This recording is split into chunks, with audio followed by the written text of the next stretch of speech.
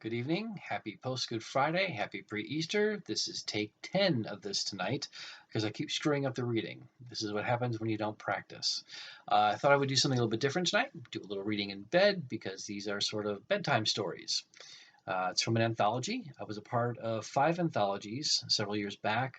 They were born at a convention called AtlantaCon in Atlanta. I was on a sci-fi panel discussion with Kieran Kelly and TC Blue, and somebody in the audience yelled out, "Butt pirates!" And Kieran Kelly went, "In space!" And TC Blue said, "We should write an anthology called that." Believe it or not, it happened. And most of us who worked on it had so much fun working with each other that we decided we would try it a second time. So we came up with Butt Ninjas from Hell, which I know, kind of a hot title, right? I'm sweating. Whew. My short story in it is called Twink Ninja Tiger, Flaxen, Buns of Fury. Obviously, not so much a romance story, but more into humor.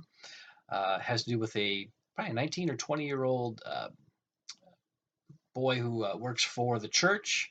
He's an emissary for the church, and he travels to a secret ninja training ground just to inspect the place. It has to be inspected once or twice a year. The 85-year-old person, Father Leviticus, who was supposed to be doing it, fell sick.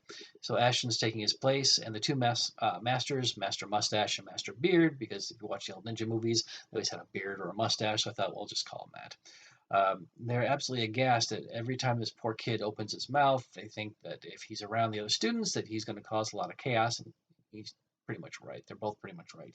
So I thought I would just kind of get into the action towards the beginning of it.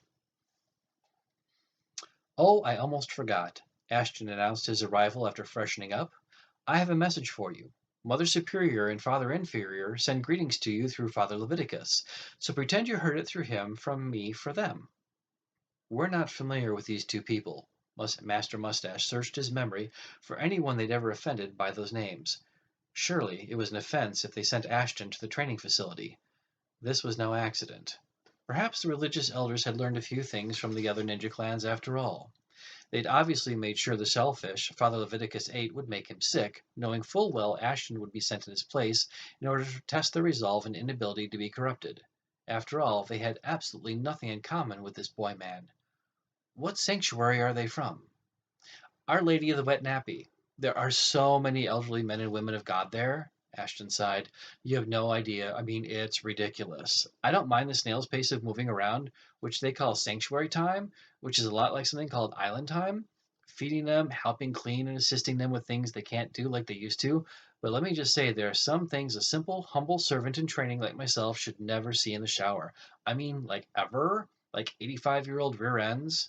Yes, God made the human body a beautiful thing, but I think he blinked a couple of times and a few got through quality control that shouldn't have." The two masters wondered briefly if they might have something in common with the emissary after all. "Yes," Master Beard agreed, "which I realize sounds horrible to say," Ashton continued.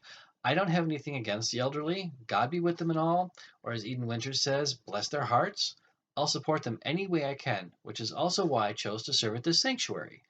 I can do the most good here, and I hope to build bridges between our two cultures, especially since I believe we have much to learn from you. For instance, you're probably quite ancient yourselves, but you look fantastic." He studied their features intently for a moment before continuing. "Just between the three of us, how do you manage to stay looking so young? I'd swear in the most non-profane way that you're in your 50s, but you're probably like 70-something. "Good genetics," Master Mustache informed him. "Well, I could certainly use multiple hot injections of Asian DNA then," Ashton grinned. "But that's neither here nor there. I have a job to do first." He suddenly grew serious. "And that comes before I do.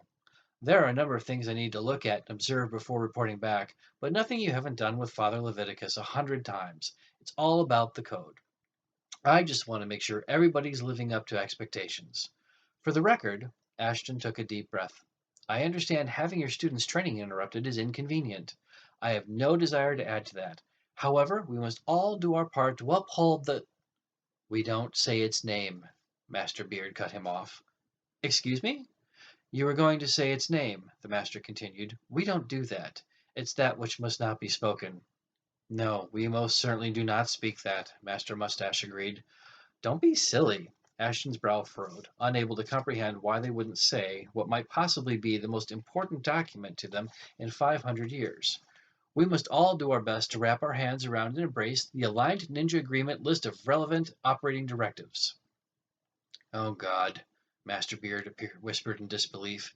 He said that which should not be spoken anyway. Or anal rod. And then he said that version of it. Master Mustache finished the other master's thought before the man could say it. Fortunately, he didn't think his counterpart would mind this time. It's the anal rod that connected all the ninja factions and united you into one supreme shower of joint international Zen-like sounds. Oh, Buddha. Oh, Efjin, Inari. Master Beard went through the list of all the Shinto gods he could remember. He said that which must not be spoken either. Or jizz. Ashton finished, exhausted. The acronyms were truly a mouthful.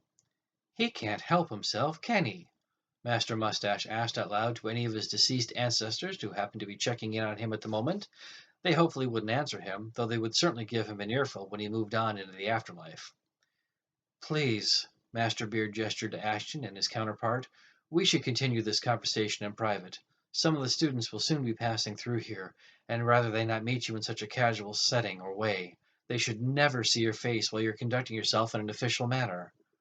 I agree. Ashton pulled his hood up just in case someone did walk in on them. And you are wise to point this out to me. They should not think of me so informally. Both masters sighed in relief, at least until we all bathe together. So leave it at that. Unfortunately, the books are out of print, but there may be a few floating around. And one of the projects, once I have Falling Awake 3 published, is I'd like to take all of the stories from the 5 anthologies that are mine, put them into one book, and release them that way. So happy Easter. Hope you enjoyed this. If you do find a copy of it laying around or you already have one, revisit it. They're fun stories, all of them. They were a pleasure to be a part of the group. I made some really good friends, some fellow authors that way, got some new readers that way, and I'd do it again in a heartbeat. So good night.